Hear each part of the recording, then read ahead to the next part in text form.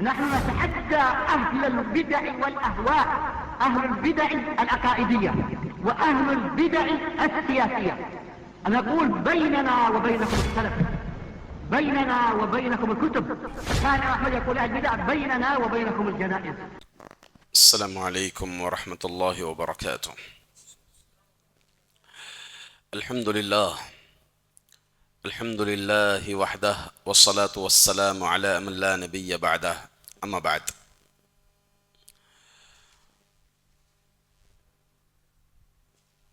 ہم پچھلے درس میں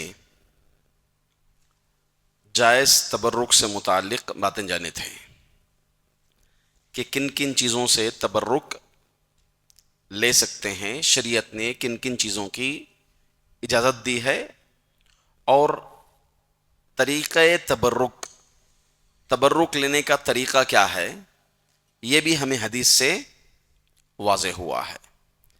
کن کن امور میں تبرک جائز ہے یا شرعی تبرک کیا کیا ہے، درس پچھلا پورا ہمارا یہی تھا۔ اس میں نمبر 1 نبی کریم صلی اللہ علیہ وسلم کی ذات اور اللہ کے رسول صلی اللہ علیہ وسلم کے آثار۔ ذات اور آثار یہ محدود وقت تک تھی، آپ صلی اللہ علیہ وسلم کی حیات تک۔ اس کے بعد ذات کا معاملہ تو نہیں رہا، آثار بھی کچھ ہی مدت میں سلسلہ ختم ہو گیا۔ دوسرا ہے اقوال اور افعال۔ اقوال سے مراد خاص وردیں، ذکر، اللہ کا ذکر، قرآن کی تلاوت، خاص دعائیں۔ افعال سے مراد بندوں کے خاص اعمال جو شریعت میں جس کو بابرکت کہا گیا ہے، وہ اعمال۔ اسی طرح نمبر 3 جگہیں، مقامات، جیسے مسجدیں ہیں، اسی طرح مسجد الحرام ہے، مسجد اقصی ہے، مسجد النبوی ہے، اور خاص اوقات میں وہ خاص جگہیں جیسے عرفات ہے، مزدلفہ ہے، منا ہے وغیرہ۔ نمبر 4 خاص اوقات، ٹائمنگز، وقت، جیسے جمعہ کا دن کی فضیلت ہے، پھر اسی طرح سے ماہ رمضان ہے، رات کا آخری پہر ہے، وہ وقت جو قبولیت دعا کی گھڑی کا وقت ہے۔ اسی طرح سے خاص غذائیں، کھانے پینے کی اشیاء، جیسے دودھ ہے، زمزم کا پانی ہے، عجوا کھجور ہے اور عام کھجور ہے۔ تو ان کی جو فضیلتیں شریعت میں وارد ہوئی ہیں، ان سے برکت اسی طریقے سے حاصل کی جائے گی۔ جیسے جمعہ کے دن کی برکت کیسے حاصل کریں گے؟ سورۃ الکہف پڑھیں ہم اس میں، اسی طرح سے غسل کریں، سورۃ الکہف پڑھیں، غسل کریں، اچھا لباس پہنیں، پھر مسجد پیدل جائیں، مسجد جائیں اور امام سے قریب بیٹھیں، خطبہ غور سے سنیں۔ ہاں، امام کے ممبر پر چڑھنے سے پہلے جانے کی کوشش کریں، پہلے جانے کی کوشش کریں۔ یہ سب جمعہ کی فضیلتیں ہیں۔ تو جمعہ کی یہ برکتیں ہیں۔ برکتیں بھی حاصل کرنے کا طریقہ شریعت نے خاص کیا ہے۔ ایسا نہیں کہ کسی جگہ کی، کسی دن کی، کسی وقت کی فضیلت ہے تو اپنی عقل کے مطابق ہم اس فضیلت سے عبادت کریں، اس کی برکت حاصل کریں، ایسا نہیں ہو سکتا۔ جیسے جمعہ کے دن اس کی فضیلت ہے تو جمعہ کے دن ہم روزہ رکھیں گے؟ روزہ نہیں رکھیں گے۔ تو یہ جائز تبرک ہے، جائز تبرک، شرعی تبرک ہے۔ ناجائز تبرک، اس کی بھی 4 قسمیں ہیں۔ سب سے پہلے میں اس میں ذکر کروں گا زمانے جاہلیت میں لوگ کیسے تبرک لیتے تھے، یا زمانے جاہلیت کا تبرک۔ دوسرے نمبر پر پہاڑوں، جگہوں سے تبرک، اسی طرح خاص اوقات سے تبرک، اور اسی طرح سے خاص مقامات سے تبرک. تو ان 4 حصوں کو انشاءاللہ ہم ناجائز تبرک میں پڑھنے کی کوشش کریں گے، جاننے کی کوشش کریں گے. زمانے جاہلیت کا تبرک، میں اس سے پہلے آغاز میں ہی اس باب کے آغاز میں بتایا تھا کہ مبارک کا معنی، تبارک کا معنی کیا ہے. برکت ایک اللہ تعالیٰ کی ذات، دوسرا جو ہے برکت کا نزول. یہ دونوں معنی میں لغوی اعتبار سے آپ لوگوں کو سمجھایا تھا. زمانے جاہلیت میں لوگ برکت لیتے تھے، تبرک لیتے تھے بتوں سے اور نیک لوگوں سے. بتوں سے تبرک لیتے ہوئے بھی ایک بات اس میں ذہن میں رکھیں، میں اس سے پہلے شرک کے باب میں بتایا تھا کہ زمانے جاہلیت کے لوگ یعنی کفار مکہ کا شرک اور آج کے نامی مسلمانوں کے شرک میں فرق کئی بتایا تھا. اس میں ایک فرق یہ بھی بتایا تھا کہ وہ حقیقی معنی میں اللہ تعالیٰ کی ربوبیت میں شرک نہیں کرتے تھے بلکہ الوہیت میں شرک کرتے تھے. تو اس اعتبار سے زمانے جاہلیت کے مشرکین کا یہ عقیدہ تھا کہ برکت والی ذات اللہ ہی ہے، برکت نازل کرنے والی ذات اللہ ہی ہے، اس کا عقیدہ رکھتے تھے یہ. البتہ وہ ناجائز چیزوں میں برکت سمجھ کر، جو چیزیں نہیں بتائی گئیں کہ اس میں بھی برکت ہے سمجھ کر، وہ کیا کرتے تھے؟ شرک کرتے تھے اور برکت لیتے تھے. اور برکت لینا، بنیادی طور پر یہ بات بھی جانیں، برکت کا حصول، برکت حاصل کرنا یہ بھی عبادت ہے. اب عبادت کا ایک طریقہ کار کیا ہے کہ اس حصول کی کیفیت بھی ہمیں ملنا ہے، اس کی مقدار بھی ہمیں ملنا ہے. سنتوں سے ملیں تو تبھی وہ جو ہے عبادت کہہ سکتے ہیں، ورنہ جو ہے شرک و بدعات میں، خرافات میں یہ سب چیزیں آ جائیں گی. علامہ آلوسی رحمۃ اللہ علیہ، ان کی مشہور کتاب ہے بلوغ العرب فی معرفت احوال العرب، عرب کی تاریخ پر بڑی مشہور کتاب ہے. آپ رحمۃ اللہ علیہ ذکر کرتے ہیں کہ مکے میں ہر گھر والے کے پاس اس کے گھر میں ایک بت ہوتا تھا. حالت ایسی تھی کہ ہر گھر والے کے پاس اس کے گھر میں ایک بت ہوتا جس کی وہ عبادت کرتے تھے. جب بھی کوئی ان میں سے سفر کے لیے نکلتا تھا تو باقاعدہ طور پر اس بت کو چھوتا تھا اور چھو کر اپنے جسم پر برکت لیتا تھا، پھر وہ سفر پر نکلتا تھا. تو اس سے معلوم ہوا کہ زمانے جاہلیت کے لوگوں کے گھروں میں بتیں ہوا کرتے تھے، ان بتوں سے وہ برکت لیا کرتے تھے.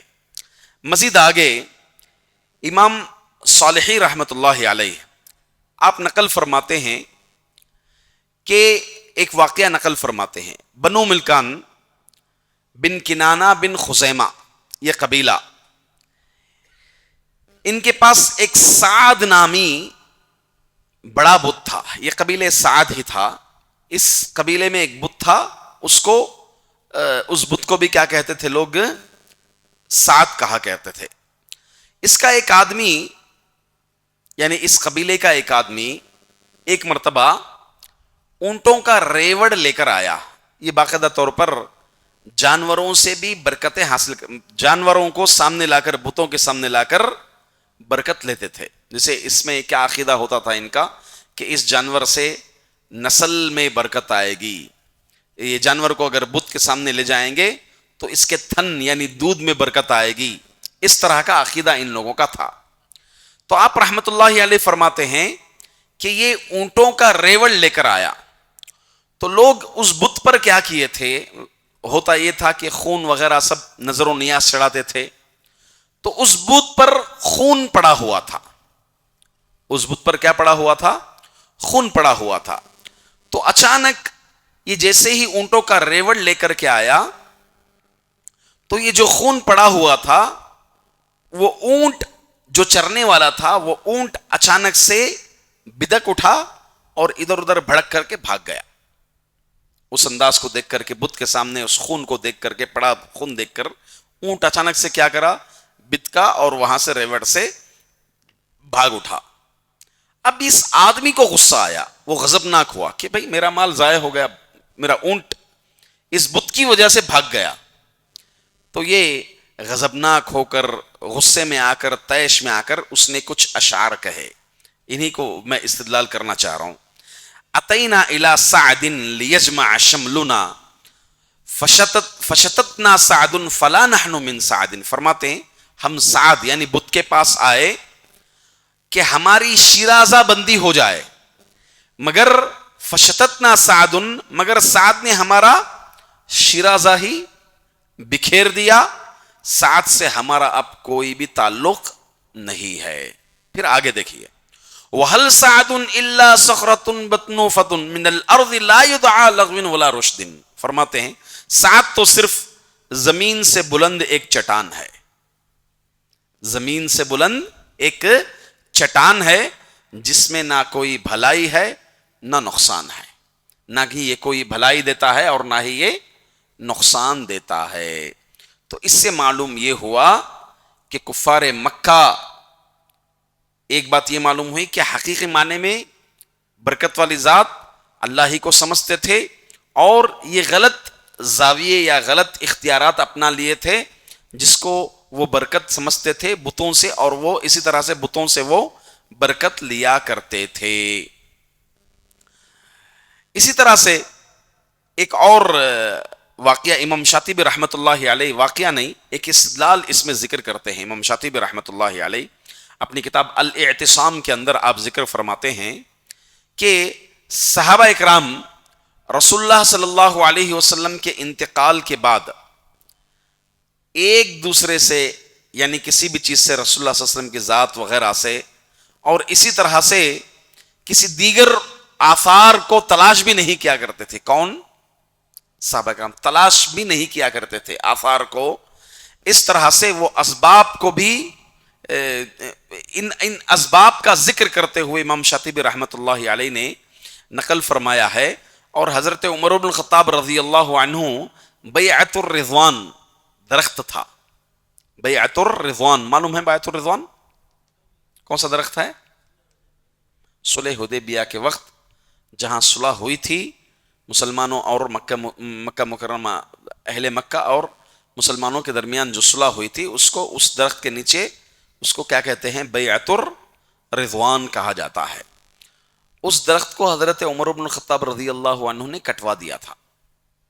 میں انشاءاللہ آگے بات بھی, اس کا واقعہ بھی میں انشاءاللہ العزیز ذکر کروں گا, جس کے نیچے کیا صحابہ اکرام نے بیعت لی تھی تاکہ لوگ اس کو تلاش کر کے ایک اس کا ذریعہ نہ بن سکیں. اس لیے حضرت عمر بن الخطاب رضی اللہ تعالیٰ عنہ نے اس چیز کو کٹوا دیا تاکہ یہ برکتوں کے اعتقادات جو غیر منصوص ہیں, نص سے ثابت نہیں ہیں, ان کا سلسلہ ختم ہو جائے. تو بہرحال ہمارا ایک حصہ یہاں پر ختم ہوتا ہے. وہ کیا ہے کہ برکت زمان جاہلیت کے لوگ بتوں سے لیا کرتے تھے. دوسرا حصہ ہے پہاڑوں اور خاص جگہوں سے برکت لینا. اس کی بھی دلیلیں ہمیں ملتی ہیں اس سلسلے میں. پہاڑوں اور خاص جگہوں سے بھی لوگ کیا کرتے تھے؟ برکت لیتے تھے. مگر اس سلسلے کو صحابہ اکرام رضوان اللہ اجمعین ان کے دور میں اگر ہم دیکھا جائے تو یہ سب سلسلہ آپ منقطع کرتے تھے اور ان کے اسباب کو دور کرنے کی کوشش کرتے تھے. پہلی دلیل حضرت عمر بن خطاب رضی اللہ تعالیٰ عنہ کی. حضرت عمر بن خطاب رضی اللہ تعالیٰ عنہ طواف کیے اور حجر اسود کے پاس آئے, اسے چوما, پھر اس سے مخاطب ہو کر کے کہا, میں جانتا ہوں کہ تو ایک پتھر ہے, انک حجر, میں جانتا ہوں کہ تو ایک پتھر ہے, لا تنفع ولا تضر, نہ تو نقصان پہنچاتا ہے اور نہ ہی تو نفع پہنچاتا ہے. بس میں نے تجھے چوما اس لیے, بوسا دیا اس لیے کہ رسول اکرم صلی اللہ علیہ وسلم کو میں نے دیکھا کہ وہ تجھے چوم رہے تھے. یہاں پر کیا بات معلوم ہوئی؟ حافظ ابن حجر رحمۃ اللہ علیہ, یہ روایت بخاری میں ہے, آپ حافظ ابن حجر رحمۃ اللہ علیہ فتح الباری کے اندر اس کی شرح میں اس حدیث کے تحت لکھتے ہیں آپ کہ عمر رضی اللہ عنہ کا یہ فرمان اس بات کی دلیل ہے کہ دین میں صاحب شرع کے حکم کو ہی تسلیم کیا جائے گا. اللہ کے رسول صلی اللہ علیہ وسلم کی اتباع پر، اس کو تسلیم کرنے پر یہ دلیل واضح اور ایک بیس ہے، ایک بنیاد طور پر ہے یہ دلیل. تو اس سے معلوم ہوا صحابہ اکرام کسی خاص چیزوں سے، کسی خاص پہاڑوں سے، کسی خاص جگہوں سے برکت ہرگز بہرگز نہیں لیا کرتے تھے. مزید دوسری دلیل ابن وضاح مروان بن سوید الاسدی رحمت اللہ علیہ سے روایت کیا کہ انہوں نے فرمایا کہ امیر المؤمنین عمر بن الخطاب رضی اللہ تعالیٰ عنہ کے ساتھ ہم لوگ مکہ سفر میں تھے، ایک سفر میں تھے مکہ. وہاں پر ہم نے پڑاؤ ڈالا، رات قیام کیے. قیام کرنے کے بعد جب صبح ہوئی تو حضرت عمر بن خطاب رضی اللہ تعالیٰ عنہ نے نماز فجر پڑھائی. نماز فجر پڑھانے کے بعد آپ نے دیکھا کہ اچانک جو ہے کچھ احباب اکٹھا ہوئے، اکٹھا ہو کر کے کہیں نکلنے کا ارادہ کر رہے تھے. تو عمر بن الخطاب رضی اللہ تعالیٰ عنہ نے لوگوں سے پوچھا بھئی یہ لوگ کہاں جا رہے ہیں، کہاں کیوں اکٹھا ہوئے، کہاں نکل رہے ہیں یہ لوگ؟ تو بتایا گیا کہ امیر المؤمنین یہاں سے قریب میں ایک جگہ ہے، ایک مسجد ہے جہاں پر اللہ کے رسول صلی اللہ علیہ وسلم نے نماز پڑھائی. سفر کے دوران کیا کی تھی؟ آپ صلی اللہ علیہ وسلم نے نماز پڑھی تھی. تو لوگ جو ہے یہ جاننے کے بعد اس مقام پر جا رہے ہیں نماز پڑھنے کے لیے جہاں پر اللہ کے رسول صلی اللہ علیہ وسلم نے نماز ادا کی تھی. تو عمر بن الخطاب رضی اللہ تعالیٰ عنہ یہ سن کر آپ نے فرمایا کہ تم سے پہلے جو لوگ ہلاک ہوئے وہ اسی وجہ سے ہلاک ہوئے کہ وہ اپنے انبیاء کے آثار، اپنے انبیاء کی عبادت گاہوں کے تلاش میں وہ لوگ اس کی تلاش بسیار میں جاتے جاتے جاتے شرک و غلو میں اتر کر کے پچھلے لوگ کیا ہو گئے؟ ہلاک ہو گئے.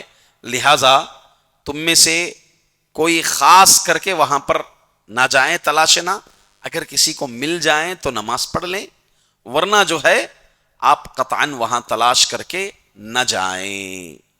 تو اس سے معلوم ہوتا ہے کہ صحابہ اکرام رضوان اللہ علیہم اجمعین کسی خاص جگہ، کسی خاص مقام کے بالکل خلاف تھے اور ایسے اسباب کے خلاف تھے. خصوصاً حضرت عمر بن الخطاب رضی اللہ تعالیٰ عنہ ان اسباب کے خلاف تھے جو اسباب انسان کو غیر شرعی طور پر تبرک حاصل کرنے پر مجبور کر دیں.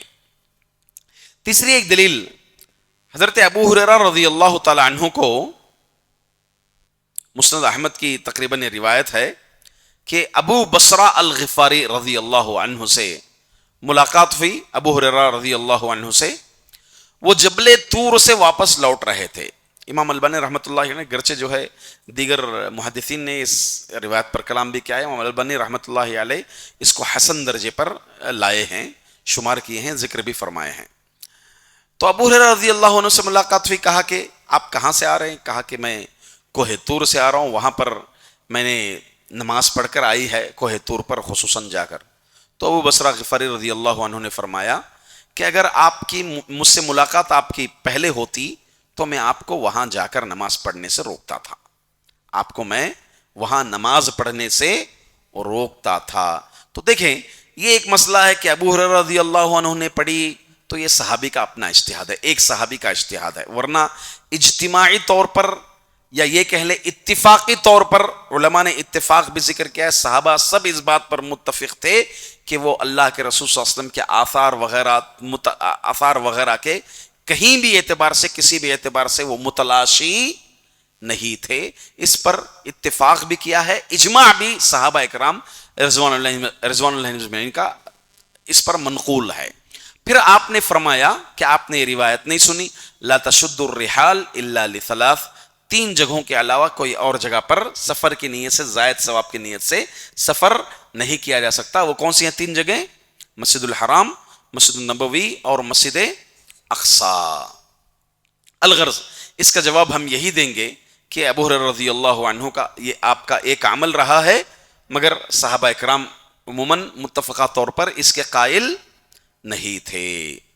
مزید ابن وضاح رحمت اللہ علیہ مالک بن انس اور دیگر علماء قباء و احد کے علاوہ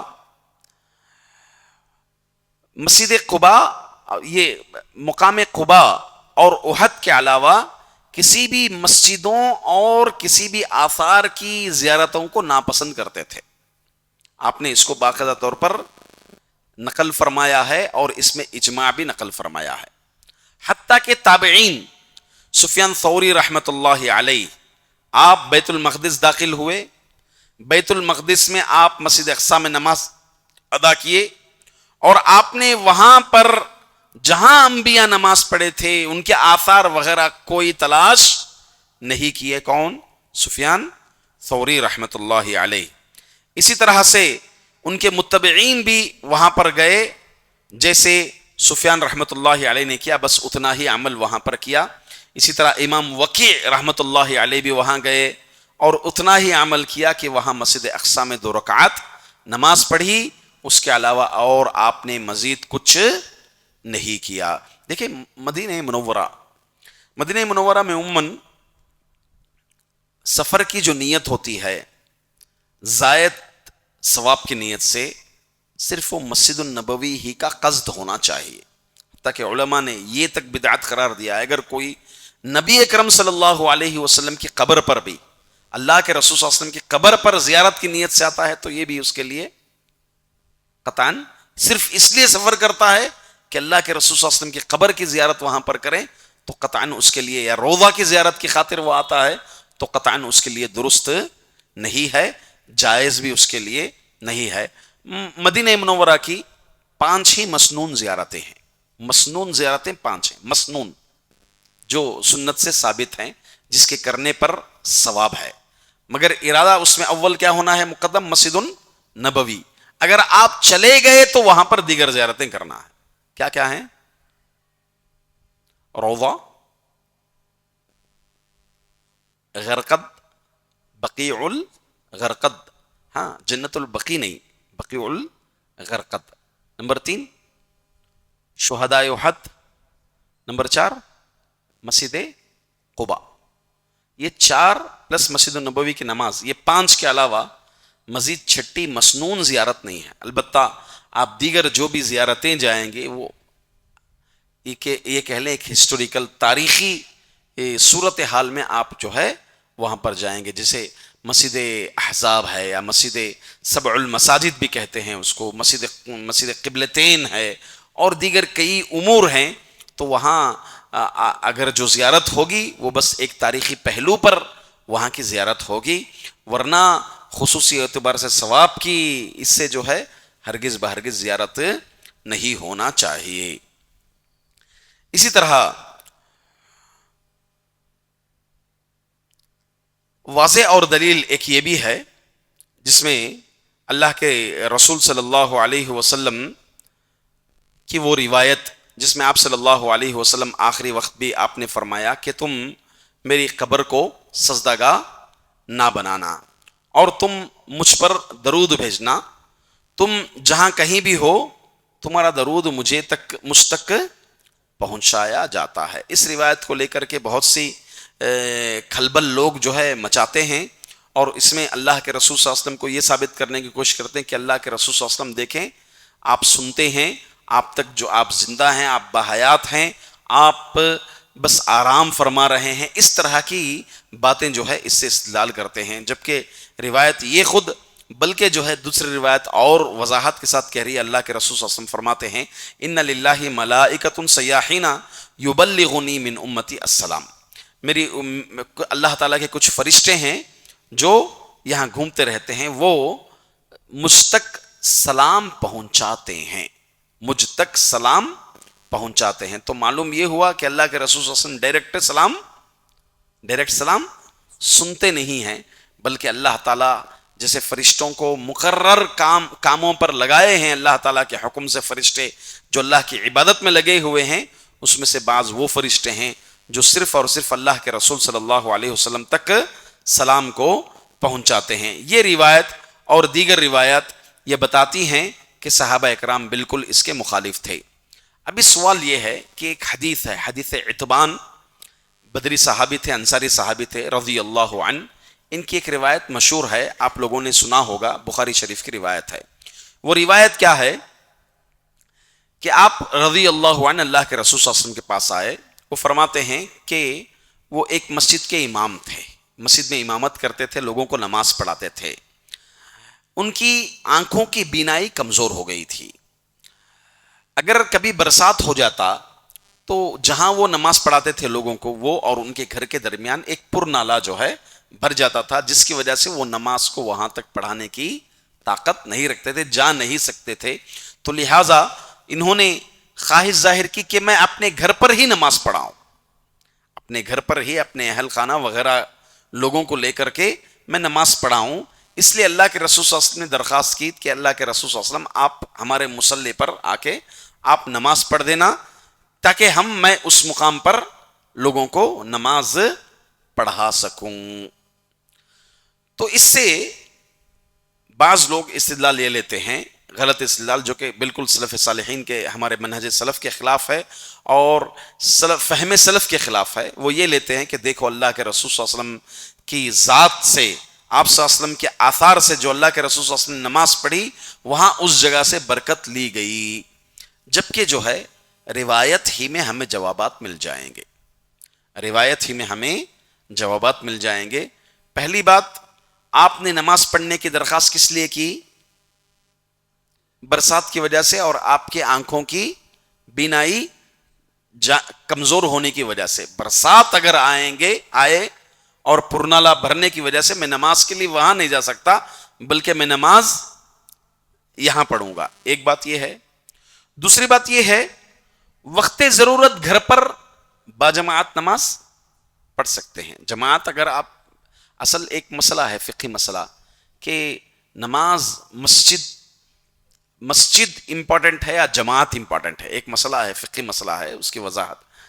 تو اس اعتبار سے وقت ضرورت وہ گھر پر ہی باجماعت نماز پڑھا سکیں، یہ بھی ایک مقصود تھا اس میں۔ دوسرا، بعض علماء نے یہ بھی جواب دیا ہے کہ ایک طرح سے اس میں قبلے کی معرفت کے لیے اللہ کے رسول صلی اللہ علیہ وسلم کو کہا گیا کہ قبلہ کس جانب ہے، تاکہ تعین ہو جائے یہی اسی جانب قبلہ ہے، اسی جانب جو ہے نماز پڑھا سکیں۔ اور علماء نے یہ بھی جواب دیا ہے کہ اگر واقعی حصول برکت ہوتی تو آپ کی پیڑھی، آپ کی نسل تک یہ سلسلہ کیا ہوتا تھا؟ جاری رہتا تھا، مگر تاریخ کے حوالے سے، روایات کے حوالے سے ایسی ہمیں کوئی بھی دلیل صاف طریقے سے نہیں ملتی ہے۔ تو معلوم یہ ہوا کہ حضرت عتبان رضی اللہ تعالی عنہ کا مقصد صرف اس جگہ پر نماز پڑھا کر تعیین کرنا تھا، جگہ کو ایک طرح سے اجازت، گھر پر نماز پڑھنے کی، باجماعت نماز پڑھنے کی ایک طرح سے اجازت آپ صلی اللہ علیہ وسلم سے لی گئی ہے۔ اسی طرح حضرت عبداللہ بن عمر رضی اللہ عنہما کے تعلق سے آتا ہے کہ یہ ان مقامات پر نماز پڑھتے تھے جہاں اللہ کے رسول صلی اللہ علیہ وسلم نے پڑھی ہے۔ اب اس حوالے کو لے کر کے بھی کہ دیکھیں، یہ بھی جو حضرت عبداللہ بن عمر رضی اللہ عنہ اللہ کے رسول صلی اللہ علیہ وسلم کے آثار کو تلاش کرتے تھے، اسی طرح سے اللہ کے رسول صلی اللہ علیہ وسلم جہاں پر نماز پڑھے ہیں وہاں سے ایک حصول برکت لیتے تھے۔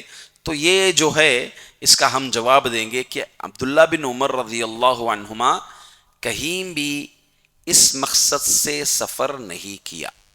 سفر کیا عبداللہ بن عمر رضی اللہ عنہ نے کہ اللہ کے رسول صلی اللہ علیہ وسلم نے فلاں مقام پر نماز پڑھی تو اس مقام پر سفر کر کے جا کے آپ نماز پڑھے ہو، اس طرح سے ہمیں صاف دلیل نہیں ملتی۔ دوسرا جواب علماء اکرام نے یہ دیا ہے کہ عبداللہ بن عمر رضی اللہ عنہ انتہائی غائب درجے کی پیروی اللہ کے رسول صلی اللہ علیہ وسلم کی کرتے تھے۔ آپ صلی اللہ علیہ وسلم کی انتہائی غایت درجے کی آپ پیروی کرتے تھے، جبکہ دوسرے صحابہ اکرام کیا پیروی نہیں کرتے تھے مگر فتنے کی ڈر سے آپ ان چیزوں کو فالو نہیں کرتے، جیسے عمر رضی اللہ عنہ جیسے عمر رضی اللہ عنہ فتنے کے ڈر سے آپ نے اس شجر کو کاٹ دیا اور صحابہ کو حکم دے رہے ہیں جو اس طرف مقام پر جا رہے ہیں، مسجد کو جا رہے ہیں، کہ اسی خصوصی طور پر اس کے لیے نہ جانا، مل گئی ٹھیک ہے آپ پڑھ کر کے آ جائیں، مگر خصوصاً اس کا اہتمام کرنا یہ قطعاً درست نہیں ہے۔ آج دیکھیں ہمارے کئی لوگ حج پر جاتے ہیں، عمرے پر جاتے ہیں، مکہ جاتے ہیں، مدینہ جاتے ہیں، اور تو اور مسلمانوں کا ایک طبقہ اتنا بڑا ایسا ہے جو خصوصاً سفر پر جاتے ہیں عراق کو۔ عراق سفر جاتے ہیں، کربلا کے میدان پر سفر جاتے ہیں، ہاں اسی طرح علی رضی اللہ عنہ کی قبر کے پاس سفر پر جاتے ہیں۔ خصوصاً ان تمام چیزوں کا اہتمام کرنا، ایسے مقامات پر، ایسے مقامات کی تعیین کر کے سفر کرنا، اسی طرح ہندوستان میں جو گڑھیں بنائے ہیں، شرک کے اڈے بنائے ہیں، وہاں کا سفر کا اہتمام کرنا، گلبرگہ جانا، دیگر اجمیر شریف جانا، یہ سب چیزیں انتہائی غائب درجے میں لوگوں کو شرک اکبر تک، باقاعدہ طور پر شرک اکبر کا ارتکاب وہاں پر لوگ انجام دے رہے ہیں۔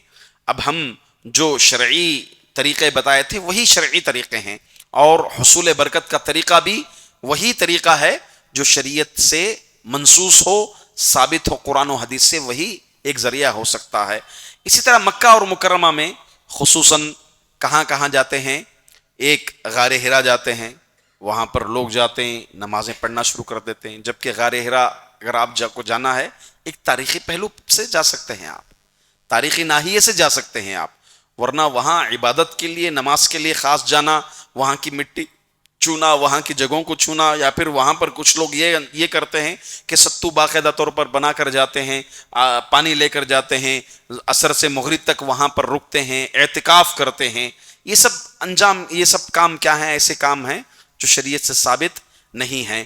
اسی طرح سے غار ہرا کے علاوہ عرفہ، مزدلفہ، منی، عرفہ کے میدان میں جیسے عرفہ کی فضیلتیں شریعت میں وارد ہوئی ہیں، خصوصی فضیلتیں کہ دین کی تکمیل ہوئی ہے، الیوم اکملت لکم دینکم، اللہ کے رسول صلی اللہ علیہ وسلم کا خطبہ ہے، وغیرہ دیگر عرفہ کے جو فضائل ہیں، اس عرفہ کے مقام پر بھی عام اوقات میں جا کر کے وہاں سے بھی برکتیں لینا، تبرک لینا، کہ یہ عقیدہ رکھتے ہیں کہ عرفہ کے میدان میں جانے سے کل قیامت کے دن کا بوجھ جو ہے ہلکا ہو جائے گا، ایسا عقیدہ رکھنا۔ اسی طرح مدینہ منورہ میں سبع المساجد، جنگ احزاب جہاں ہوئی اس مقام پر، بدر کے مقام پر وہاں جانا، اور اس طرح طرح کی اس میں گائیڈنگ کرنے والے بھی کئی لوگ ایسے ہوتے ہیں جو بالکل جاہل قسم کے، بدعتی قسم کے ہوتے ہیں، اور لوگوں کو ایسی ایسی ترغیبات دلاتے ہیں کہ یہ وہ کنواں ہے جو اب تک ختم نہیں ہوا ہے، سوکھا نہیں ہوا ہے، اس میں سے پانی ابھی تک بھی بہہ رہا ہے، پتہ نہیں ایسی تمام چیزیں، زمزم سے زیادہ ایسے نام، عام کنویں کے پانیوں کو سب جو ہے لوگ کیا کرتے ہیں؟ اس کو اہمیت دینے لگ جاتے ہیں۔ تو یہ سب غیر بئر عثمان بن عفان رضی اللہ، حضرت عثمان بن عفان رضی اللہ عنہ جو کنواں اللہ کے راستے میں صدقہ کیا تھا، وہاں پر جا کے بدعتی کام انجام دیتے ہیں، وہاں سے مٹی لیتے ہیں، بقیع الغرقد سے مٹی لیتے ہیں، اس کو جما کر کپڑے میں باندھ کر لاتے ہیں، گھروں پر رکھنے سے یہ سمجھتے ہیں کہ گھروں میں برکتیں آئیں گی۔ یہ سب امور ایسے کام ہیں جو شریعت سے بالکل ثابت نہیں ہیں، بلکہ شیطان ایک طرح سے فتنے میں اور دھوکے میں لوگوں کو ڈال کر کے رکھا ہے۔ یہ بلکہ عبادت سے ہٹ کر کے شرک اور بدعات تک اس کا انجام ہو سکتا ہے، جس کا خسارہ لوگوں کو ہی اٹھانا پڑے گا۔ الغرض صحابہ اکرام ہو، خلفائے راشدین ہو، اپنی خلافت میں صحابہ اکرام ہو، بالجملہ متفقہ طور پر اس بات پر اتفاق رکھتے تھے کہ یہ اللہ کے رسول صلی اللہ علیہ وسلم کے آثار کے متلاشی، اور اسی طرح نبی اکرم صلی اللہ علیہ وسلم نے جہاں نمازیں پڑھی ان مقامات کے متلاشی ہمارے صحابہ اکرام رضوان اللہ علیہم اجمعین قطعاً نہیں تھے۔ تیسرا حصہ جو حصول برکت کا ہے، وہ خاص اوقات جہاں سے برکت لی جاتی ہے، یعنی ناجائز امور۔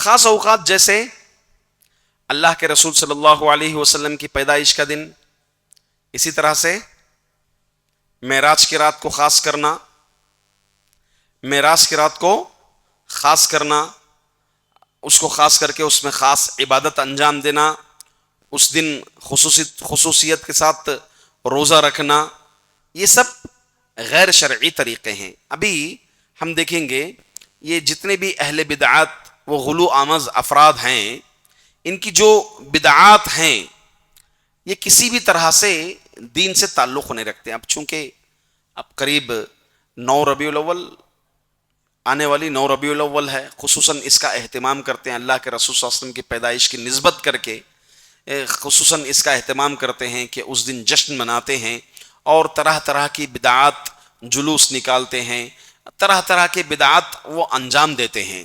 ابھی اس کے اسباب ہم دیکھیں گے کہ اس کا دین سے کیوں تعلق نہیں ہے، دین سے اس کا رتی برابر بھی تعلق ہمیں نہیں ملتا۔ ایک، اگر برکت طلبی اس دن سے خاص ہوتی تھی تو یہ اللہ کے رسول صلی اللہ علیہ وسلم اپنے انتقال سے پہلے ہی امت کو کیا دیتے تھے؟ اس چیز کا حکم دیتے تھے۔ کیا اللہ کے رسول صلی اللہ علیہ وسلم نے حکم دیا اس چیز کا؟ اللہ کے رسول صلی اللہ علیہ وسلم نے حکم نہیں دیا، بلکہ آپ صلی اللہ علیہ وسلم قرآن کریم کی وہ آیت جیسا کہ اللہ تعالیٰ نے فرمایا الیوم اکملت لکم دینکم واتممت علیکم نعمتی ورضیت لکم الاسلام دینا، کہ آج کے دن میں تمہارے لیے دین کو مکمل کر رہا ہوں اور میری نعمت تم پر اتمام کر رہا ہوں، اور میں راضی ہو گیا کس کے لیے؟ دین کو بطور اسلام کے۔ علامہ ابن کثیر رحمت اللہ علیہ فرماتے ہیں اس امت پر اللہ تعالیٰ کا بڑا احسان، اس آیت کے تحت فرماتے ہیں کہ اس امت پر اللہ کی بڑی نعمت یہ ہے کہ اللہ تعالیٰ نے دین کو مکمل فرما دیا۔ اگر کسی بھی طرح کا نقص ہوتا تو طرح طرح کی کیا ہوتی تھی؟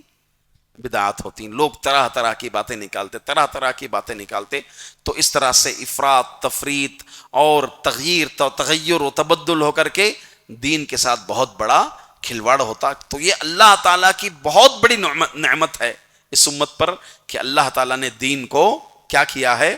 مکمل کیا ہے۔ تو ایک سبب یہ ہو گیا کہ اللہ کے رسول صلی اللہ علیہ وسلم اپنے انتقال سے پہلے اس چیز کا حکم نہیں دیا ہے۔ دوسری بات، اگر مخصوص اوقات کی برکت حاصل کرنے کے لیے اس میں جشن مناتے اور اس طرح کچھ خاص عبادات انجام دیتے، یہ لوگ جو انجام دیتے ہیں اس کا تعلق رتی برابر بھی اگر دین سے ہوتا تو اللہ کے رسول صلی اللہ علیہ وسلم نے بیان نہیں کیا۔ اللہ کے رسول صلی اللہ علیہ وسلم نے اگر بیان نہیں کیا تو آپ صلی اللہ علیہ وسلم نے کیا کیا؟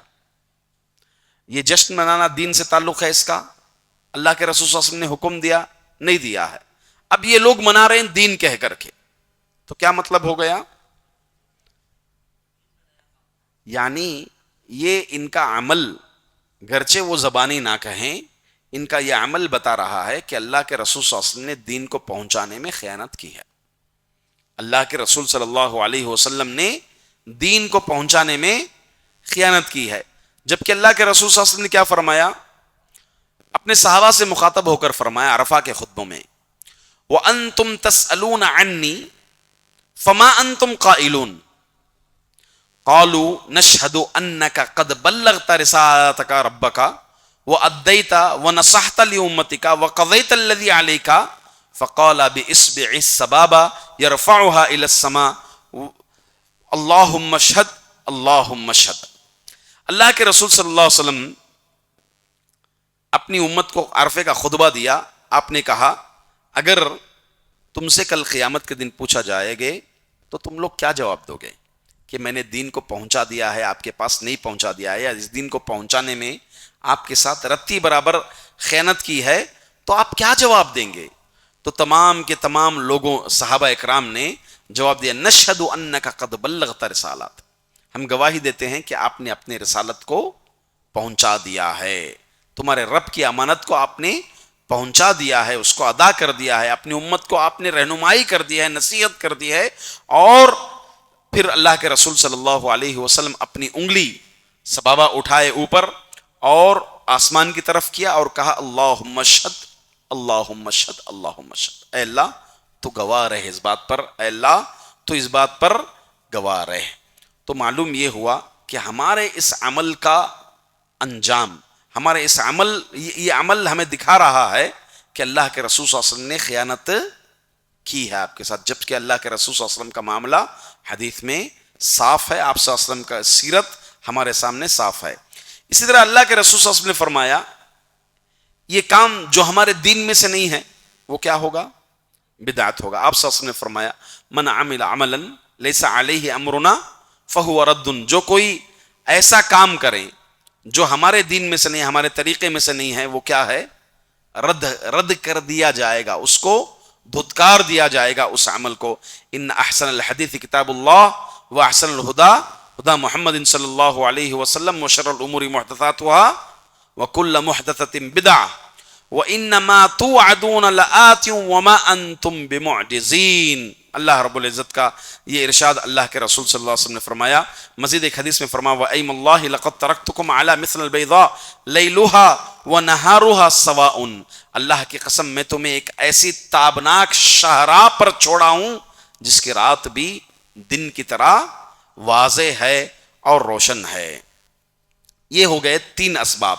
پہلا سبب میں نے کیا ذکر کیا کہ اللہ کے رسول صلی اللہ علیہ وسلم نے دین کو مکمل کر دیا۔ ان کا عمل یہ بتاتا ہے کہ اللہ کے رسول صلی اللہ علیہ وسلم نے خیانت کی ہے، جبکہ آپ صلی اللہ علیہ وسلم نے اپنے دین کو پہنچانے میں خیانت نہیں کی ہے۔ تیسری چیز، وہ عمل جو سنت کے مطابق نہ ہو وہ بدعت ہے، اور بدعت کا انجام کیا ہے؟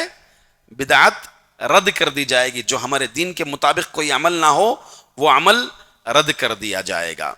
اسی طرح سے چوتھا سبب ہم یہ دیکھیں کہ یہ جو جشن منایا جاتا ہے اور اس دن کو خاص کر کے طرح طرح کے اعمال انجام دیے جاتے ہیں، سب سے افضل صدیاں کون سی ہیں؟ تین صدیاں ہیں، خیر الناس قرنی ثم الذین یلونہم ثم الذین یلونہم۔ تو تین صدیوں میں سے کسی نے اس عبادت کو انجام دیا ہے؟ کیا صحابہ اکرام ہو، تابعین ہو، تبع تابعین ہو، نیک اعمال کے حریص نہیں تھے؟ حرص مند تھے۔ کیا ان صحابہ میں سے یا تابعین میں سے کسی نے اس کام کو انجام دیا؟ قطعاً جو ہے اس کام کو انجام نہیں دیا ہے۔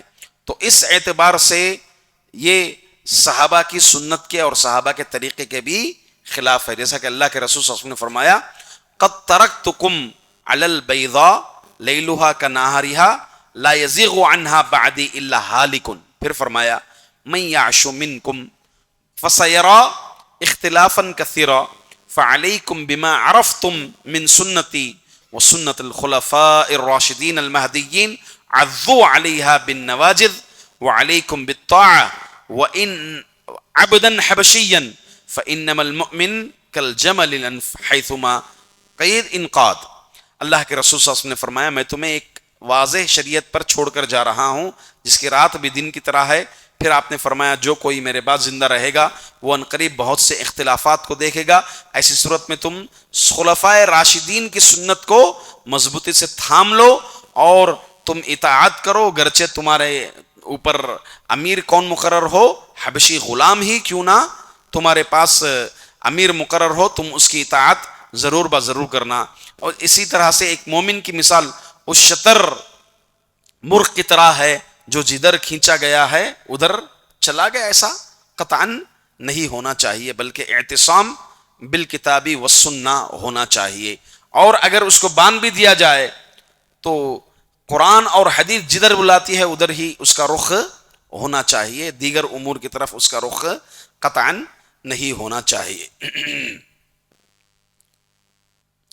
اسی طرح سے اگر ہم دیکھا جائے کہ یہ امور کب سے انجام پائے، اس کی تاریخ کیا ہے، چاہے جشن میلاد لے لیں آپ، اسی طرح سے 15ویں شعبان کا معاملہ لے لیں، یا ایسے جو لوگ تخصیص کیے ہوئے عالمی سطح پر، ایک ہے آپ کو کنٹری لیول میں یا پھر جو ہے محلے گاؤں کے لحاظ سے آپ کو بدعت پائیں گے، یہ بدعت خصوصی طور پر جو میلاد النبی کے نام سے ہے، اسی طرح شب معراج کے نام سے ہیں، یہ ایسی بدعتیں یا ایسے امور آپ کو عالمی سطح پر دیکھیں گے.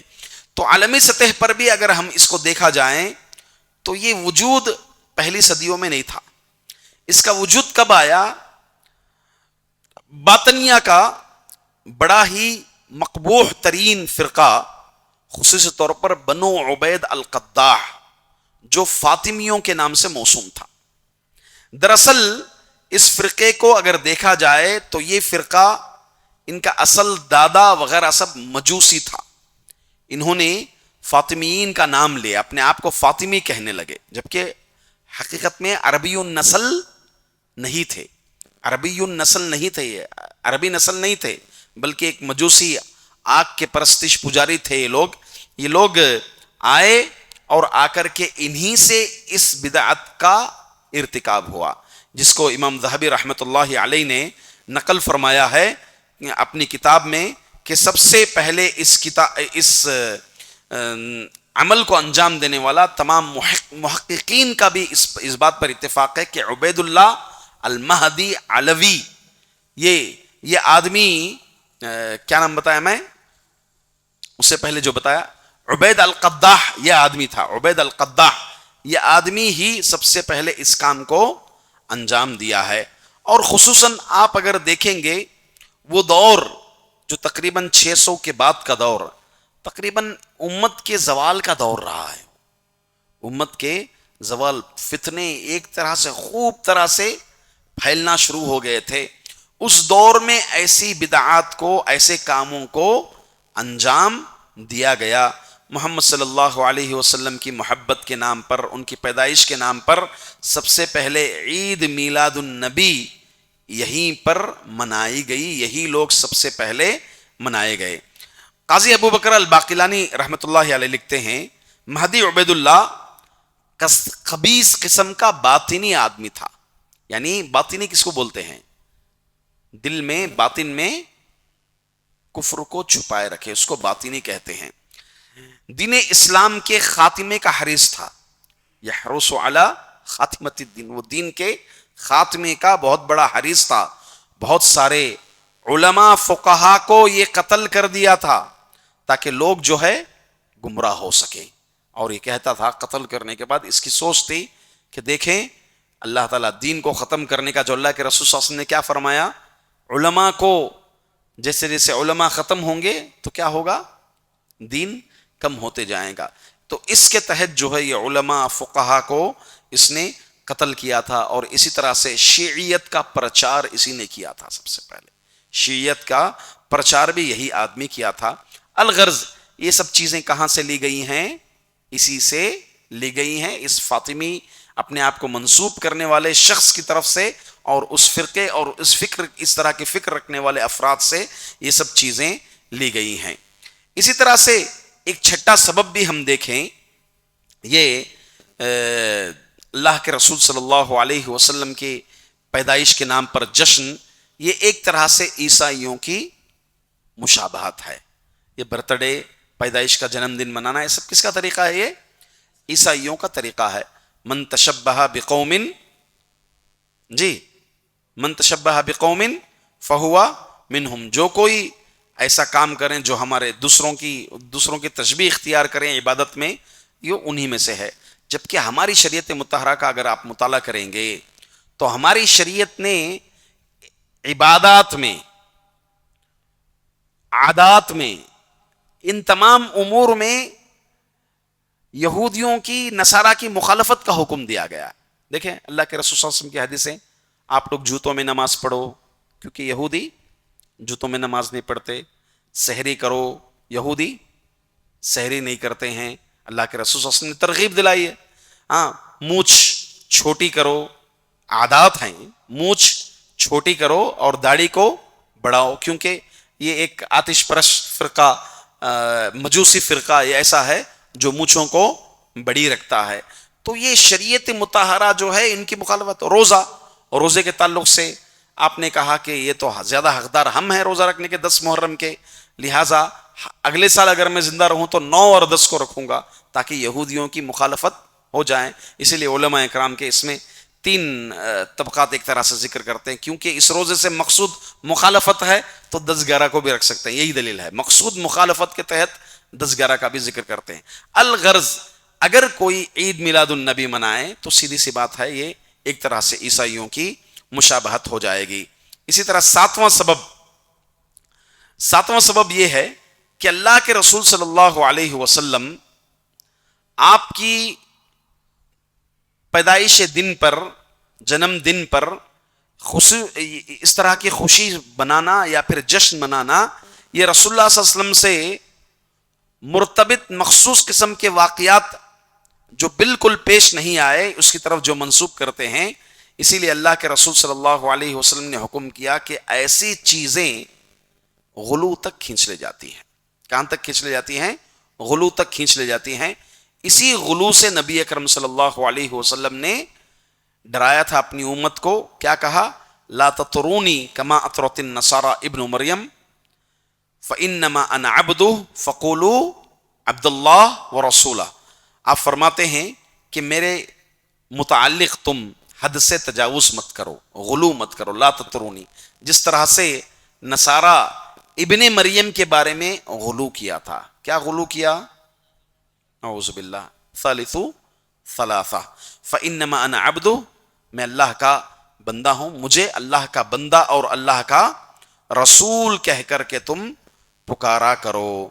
تو اس طرح سے اللہ کے رسول صلی اللہ علیہ وسلم غلو سے اپنی امت کو بچایا ہے۔ اور ایک آخری سبب یہ بھی علماء کرام نے ذکر کیا ہے، مخصوص اوقات میں منعقد کیے جانے والے یہ جشن اور تہوار، یہ میلے ایسی بدعات ہیں جس میں اختلاط مرد و زن کا خدشہ ہوتا ہے، اور باقاعدہ طور پر یہ سب چیزیں امور داخل ہو رہے ہیں، اختلاط مرد و زن۔ اور اسی طرح سے یہ ایسے تہوار ہیں جس کو لوگوں نے بنا لیا ہے جو لوگوں کو تکلیف دہ کا سبب ہیں، جیسے راستوں پر مناتے ہیں، جس کی وجہ سے کئیوں لوگوں کو جو ہے اس سے تکلیف ہوتی ہے، جبکہ ہماری عبادت کا معاملہ ایسا ہے کہ ہماری عبادت سے دوسروں کو تکلیف نہیں دینا ہے۔ کیا فرمایا؟ کچا پیاز، کچا لہسن، بلکہ غائب مخلوق کو، ایک نظر نہ آنے والی مخلوق کو بھی اللہ کے رسول صلی اللہ علیہ وسلم نے حکم دے دیا کہ کچی پیاز اور کچی لہسن کھا کر کے نہ آئیں، کیونکہ جیسے تمہیں تکلیف ہوتی ہے ویسے اللہ کے فرشتوں کو بھی تکلیف ہوتی ہے۔ اسی طرح سے آپ نماز پڑھ رہے ہیں، آپ ایسے مقام پر نہ کھڑیں، اپنی خصوصی نماز ایسے مقام پر نہ پڑھیں جہاں پر لوگوں کی چہل پہل ہو۔ مسجد میں بھی اگر آپ انتخاب کریں گے اپنی نماز کا تو جہاں لوگ گزرتے ہیں وہاں آپ قطعاً نہیں کرنا چاہیے، بلکہ اپنے سامنے آپ ستھرا بنائے رکھیں، نماز پڑھیں۔ کیوں؟ تاکہ آپ کی عبادت سے دوسروں کے چہل پہل، دوسروں کے آنے جانے میں قطعاً تکلیف نہیں ہونا چاہیے۔ تو اتنی باریکی ہماری شریعت میں ہے۔ اللہ کے رسول صلی اللہ علیہ وسلم کی محبت کا جھوٹا دعویٰ کر کے ایسی عبادت جس میں لوگوں کو تکلیف ہوتی ہے، جس میں اختلاط مرد و زن ہوتا ہے اور دین کی غلط ترجمانی ہوتی ہے، تو لوگ جیسے جیسے کہیں گے، عام مذاہب والے جیسے دیکھیں گے، ان سب امور کو دیکھیں گے، تو اس طرح کی کسی بھی طرح سے یہ اپنے دین میں اور اسلام میں کوئی تفریق نہیں کر پائیں گے۔ تو اس طرح سے اس کے نقصانات ہیں جس کی طرف علماء اکرام نے اشارہ کیا ہے۔ بس میں انہی چند باتوں پر اپنی بات کو، آج کے درس کو ختم کرتا ہوں۔ انشاءاللہ مزید آگے باب نمبر 10 کو ہم آگے بڑھائیں گے۔ اللہ تعالیٰ سے دعا ہے کہ اللہ رب العزت ہم غیر شرعی برکات تبرکات سے محفوظ رکھنے کی توفیق عطا فرمائے۔ آمین وآخر دعوانا الحمدللہ رب العالمین۔ فاعلم أنه لا إله إلا الله واستغفر لذنبك